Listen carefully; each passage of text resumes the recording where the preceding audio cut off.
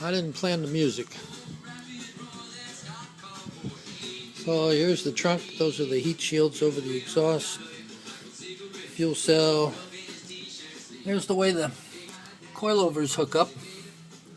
Kind of see the shock in that back left-hand corner. And then this piece of 3/8 is cantilevered underneath the bottom of the frame.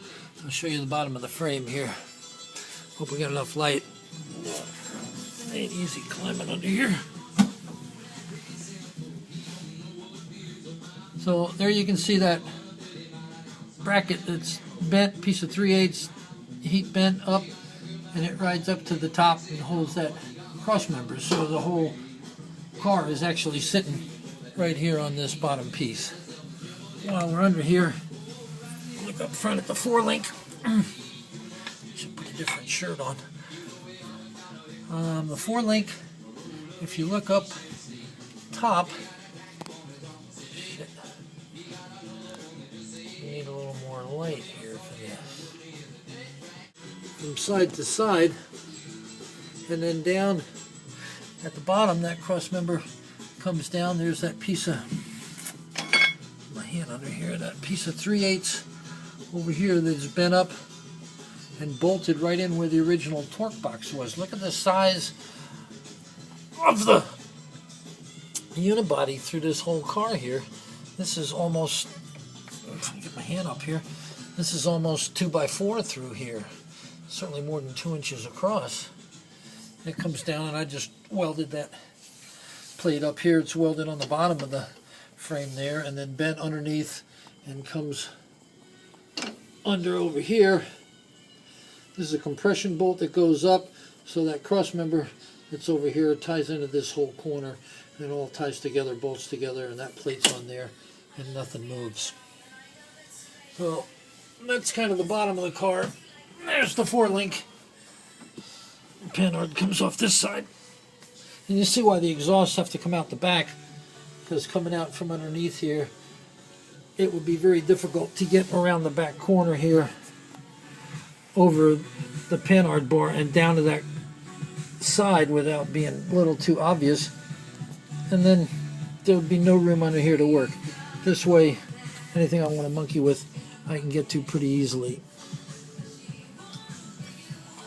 Brakes are 11-inch Chrysler from the 8 3/4. They stop great. Look back again at the size of the unibody frame through here. I mean, this is 3 inches, 3.5 inches. And come around this way.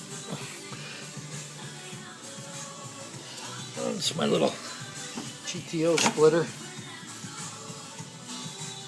Wheel sits pretty good in the wheel well. Get a look inside the back of the car. A friend of mine redid it in New Mexico. Old time upholsterer back in 95 or 6.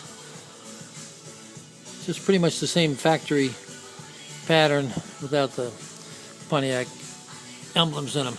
There you can see that cross member across the door, the diagonal brace that ties up into that back corner. That whole hip, it's reinforced underneath the window crank, and that whole hip has a column on it, and it's an extremely strong part of the car.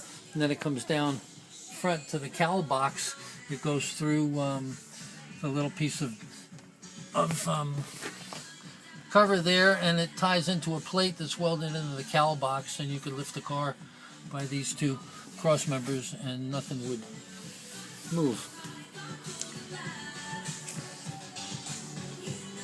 Up around the front, the engine compartment is really nice. It's big, the fenders are beautiful, nothing's been crinkled, nothing's been messed with. The firewall is basically flat to start with. I've got it set up to duct fresh air through the cowl vent down into this little plenum box around the carburetor. Plenty of room down here, still running the old style steering, but again, look at the width of the frame here, and if you look at it from underneath, I'll take you under, you'll see how big that is. I mean, here's my hand up here, and I'm just barely reaching the top of it. That's 5 inches. And the whole bottom front end, it's like a K-frame K-member bolts on with 3 bolts. Comes out. On this one I lowered the motor a little bit more and cut the cross member, but there's plenty of room under here to put a nice rack and pinion. Decent suspension setup, although it's not bad the way it is.